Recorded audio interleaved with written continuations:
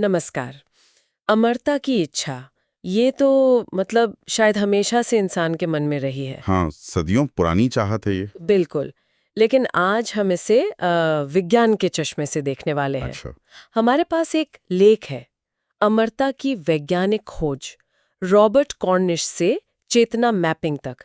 हम इसके कुछ मतलब जरूरी हिस्सों पर बात करेंगे। ठीक है, तो मकसद ये समझना है कि विज्ञान ने इस दिशा में क्या क्या किया है। हाँ, कैसे कैसे कदम उठाए हैं, कुछ बहुत पुराने, कुछ चौंकाने वाले प्रयोगों से लेकर आज की जो टेक्निक्स हैं उन तक। दिलचस्प है।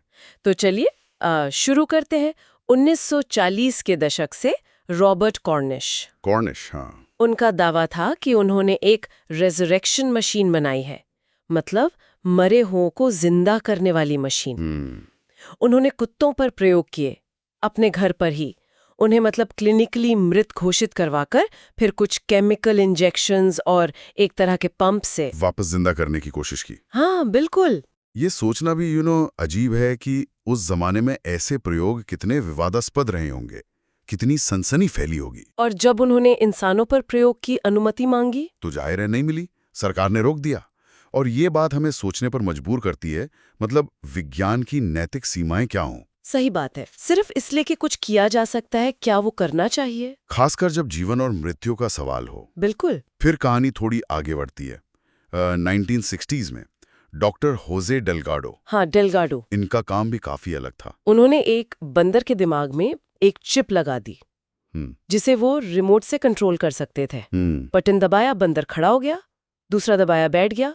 मतलब शारीरिक हरकतें कंट्रोल में। हाँ, और ये असल में जिसे हम आज ब्रेन मशीन इंटरफेस कहते हैं ना, हाँ, ये उसका एक बहुत ही शुरुआती कह सकते हैं कच्चा रूप था। मतलब दिमाग को सीधे किसी बाहरी तकनीक से जोड़ना, उसे प्रभावित करना। कॉर्निश जीवन लौटाना चाह रहे थे, डेलगाडो एक तरह से जीवन को या उसके व्यवहार को कंट्रोल करने की तरफ बढ़ रहे थे। तो यहाँ सवाल सिर्फ जिंदा रहने का नहीं रहा। नहीं, यहाँ स्व या सेल्फ के नियंत्रण का सवाल भी खड़ा हो गया। और नियंत्रण से याद आया एक और बहुत बहुत ही चर्चित, बल्कि कहना चाहिए विवादास्पद प्रयोग। कौन सा? डंकिन मैकडॉगल का, 1901 का। ओहो हाँ, 21 ग्राम वाला। बिल्कुल। उन्होंने दावा किया कि उन्होंने आत्मा का वजन तौल लिया है। हाँ, उन्होंने मरते हुए कुछ मरीजों का, शायद 6 लोगों का वजन लिया, मौत से ठीक पहले और ठीक बाद में। और क्या मिला? और उन्होंने पाया कि औसतन 21 ग्राम वजन कम हुआ। और उनका निष्कर्ष था कि भाई यही आत्मा का वजन है। लेकिन क्या विज्ञान इसे मानता है? नहीं, बिल्कुल नहीं। वैज्ञानिक नजरिए से देखें तो इस प्रयोग में बहुत कमियां थी। मतलब सैंपल साइज बहुत छोटा था, सिर्फ 6 लोग। हाँ। कंट्रोल ठीक नहीं थे, सटीक माप की कमी थी, और नतीजों को कोई और दोहरा भी नहीं पाया। अच्छा। इसलिए विज्ञान जगत ने इसे कभी सीरियसली नहीं लिया, इसे स्वीकार नहीं किया।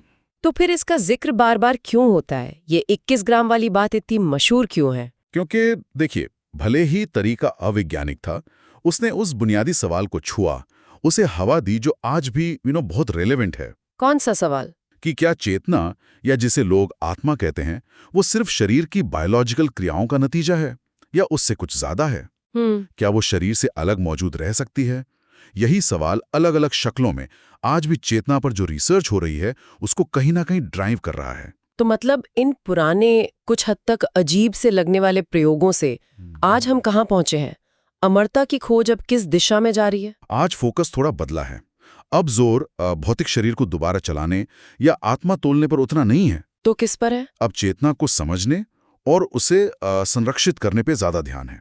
जैसे वैज्ञानिक ब्रेन मैपिंग पर काम कर रहे हैं। ब्रेन मैपिंग मतलब दिमाग का नक्शा बनाना? हाँ बिल्कुल, दिमाग के हर कनेक्शन का, हर न्यूरॉन का एक विस्तृत नक्शा तैयार करना। फिर क्रायोनिक्स जैसी तकनीकें हैं? क्रायोनिक्स, हाँ सुना है। वो बेहद कम तापमान पर शरीर या सिर्फ दिमाग को संरक्षित करना? हाँ, इस उम्मीद में कि भविष्य में कोई ऐसी तकनीक आएगी जो उन्हें फिर से ठीक कर सकेगी, पुनर्जीवित कर सकेगी। और शायद सबसे ज्यादा जो आजकल सुनने में आता है वो है डिजिटल चेतना। बिल्कुल, डिजिटल कॉन्शियसनेस। या ये एक बहुत बड़ा फील्ड बनता जा रहा है। इसका क्या मतलब है? इसका मतलब है सिद्धांत रूप में किसी व्यक्ति की यादें, उसका व्यक्तित्व, उसके सोचने का तरीका, उसकी पूरी चेतना, उसको कंप्यूटर में अपलोड कर देना या कॉपी कर देना। ओह।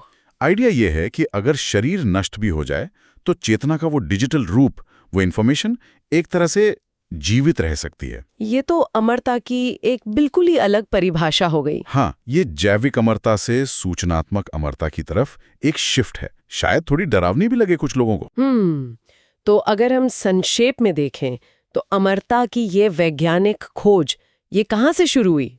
पुनर्जीवन के वो शुरुआती दावे, फिर दिमाग पर कंट्रोल की कोशिशें, आत्मा को तौलने जैसे प्रयोग। हाँ, और इन सब से गुजरते हुए अब ये चेतना को डिजिटल दायरे में ले जाने की जटिल और भविष्यवादी संभावनाओं तक आ पहुंची है। कॉर्नेश, डेलगडो, मैकडूगल, ये सब नाम इस लंबी और हैरतअंगेज यात्रा के पड़ाव हैं। बिल्कुल। और मुख्य बात यह है कि विज्ञान लगातार जीवन, मृत्यु और चेतना की हमारी जो समझ है ना, उसकी सीमाओं को परख रहा है, उन्हें चुनौती दे रहा है। सही। हर कोशिश, चाहे वो सफल हो या असफल, चाहे विवादास्पद हो, वो हमें इन बड़े सवालों के शायद थोड़ा और करीब ले जाती है, या कम से कम नए सवाल जरूर खड़े करती है। और जाते जाते हम भी एक सवाल सोचने के लिए छोड़ जाते हैं। मान लीजिए अगर कल को ये संभव हो भी गया कि हम चेतना को हूबहू डिजिटल रूप में कॉपी कर लें, तो क्या वो डिजिटल कॉपी, वो डिजिटल आप सच में आप होंगे? या सिर्फ आपकी एक बहुत ही परफेक्ट, एक विस्तृत नकल? पहचान का ये सवाल शायद तकनीक से भी ज्यादा पेचीदा है। ये वाकई सोचने वाली बात है।